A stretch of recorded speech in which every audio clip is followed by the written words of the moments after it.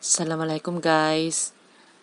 In this video, I'm going to show you how to check features of your YouTube channel.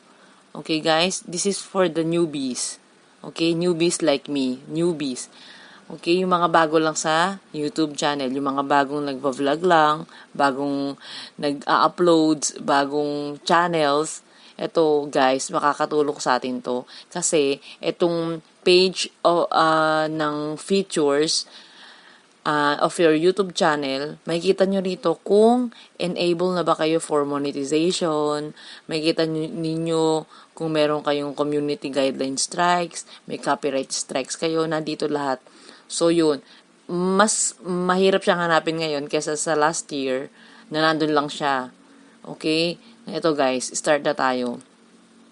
Punta lang kayo dito sa normal na pinipindot natin, mga YouTubers, creators, yan. Upper right corner, then we'll go to YouTube Studio. Yan. Kung ano nakalagay dyan. Pero punta tayo sa settings. Yes. And then, channel. Ayan na. Feature eligibility. And you can see down, the blue one, status and features. Click. Yan. Ito na yung page.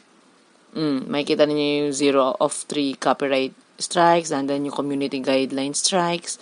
Andyan din yung status ng monetization nyo. Kung eligible ba kayo or hindi. Live streaming. Yan. Makikita nyo lahat dyan. Kung enable na ba kayo. Eligible kayo, ganito, ganyan. Okay? Once in a while, you just check this page, guys. Makakatulong sa atin to. Okay, guys? I hope you learned something from this video. So, guys, don't forget to like and subscribe to my channel. Okay? See you!